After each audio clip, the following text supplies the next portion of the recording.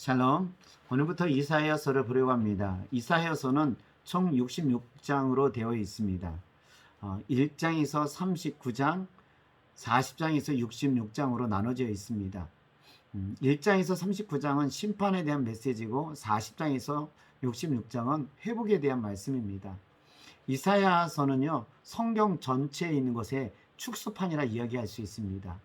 성경이 66권인데 이사야서는 66장, 구약은 39권, 신약은 27권입니다. 1장에서 39장은 구약에 대한 내용, 40장에서 66장은 신약적인 내용이 많이 들어있다는 것입니다. 근데 오늘 우리가 보는 본문은요, 오늘부터 40장을 보는데 신약적인 성격입니다. 회복에 대한 말씀을 주님께서 말씀하고 있습니다. 오늘 우리가 보는 본문은 이사야서 40장 12절에서 31절에 있는 말씀입니다. 40장 12절에서 31절은요, 이스라엘 백성들이 의문을 가지고 있습니다. 이스라엘이 바벨론에 의해서 전쟁에서 패배하게 됩니다. 그리고 멸망하고 예루살렘 성전은 무너지고 맙니다. 이스라엘 백성들은 하나님의 성전이 무너진 것에 대해서 신앙이 바닥을 치게 됩니다.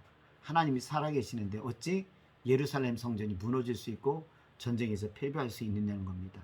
그때 하나님이 이사야 선지자를 통해서 이렇게 말씀하십니다. 26절입니다.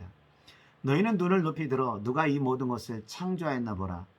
주께서는 수혜대로 만산을 이끌어내시고 그들의 모든 이름을 부르시나니 그의 권세가 크고 그의 능력이 강함으로 하나도 빠짐이 없느니라.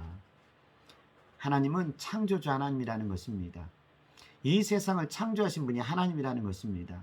우리가 가지고 있는 도구를 가지고서 하늘을 재보라는 겁니다. 질 수 없다는 거죠. 우리가 가지고 있는 도구로 땅을 측량해 보라는 겁니다. 사람은 다 측량할 수 없다는 것입니다. 이 모든 것들이 하나님에 의해서 만들어졌고 하나님에 의해서 움직여져 가고 있다는 것입니다. 하나님께서 이렇게 창조하셨고 창조해서 움직이고 있다는 하나님의 위대하심을 말씀하고 있습니다. 그러면서 또한 얘기합니다. 너희들이 바벨론에 의해서 무너진 것에 대해서 의심을 하고 있느냐? 바벨론 신이 더 큰 신이라고 생각하느냐? 위대하신 하나님이, 창조주 하나님이 얼마 후에 바벨론도 멸망시키겠다고 말씀하고 있는 겁니다. 바벨론은 단지 이스라엘의 심판의 도구에 불과합니다. 그리고 그들 또한 하나님에 의해서 멸망하고 만다는 것입니다. 하나님의 권세와 능력 속에서 바벨론도 무릎 꿇을 수밖에 없다는 것입니다. 이스라엘 백성들의 예루살렘이 나라가 멸망한 이유를 온전히 알아야 된다는 겁니다. 바로 이들이 하나님을 떠났어요. 하나님을 섬기지도 않았어요. 그래서 하나님이 이스라엘 떠났고 예루살렘의 성전에 거하지 않으셨다는 것입니다. 하나님은 이렇게 위대하고 능력이 많으신 분이신데 우리에게 원하는 게 뭐냐면 하나님을 앙망하라는 것입니다. 하나님을 앙망한 자가 되었을 때 새 힘을 주시고 독수리처럼 날을 수 있는 힘을 주신다는 겁니다. 피곤도 않고 지치지 않고 살아갈 수 있는 힘을 주신다는 것입니다. 근데 이런 하나님, 이런 위대하신 하나님을 너희는 떠나가지 않아 이겁니다. 여러분, 오늘 하나님은 창조주 하나십니다. 위대하신 분이십니다. 어떤 우상들보다 위대하신 분이라는 것을 우리가 믿어야 됩니다. 그 믿음이 무엇으로 나타나냐면 하나님을 갈망합니다. 하나님은 앙망합니다. 자꾸 하나님께 나아가고 하나님을 찾는 자가 된다는 것입니다.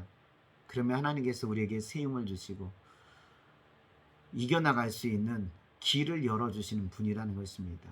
오늘 이러한 하나님을 앙망하면서 찾으시길 바랍니다. 그러면 하나님이 우리의 삶 속에서 하나님의 살아계시고 역사하신 그 위대함이 증명되는 삶이 될 것입니다.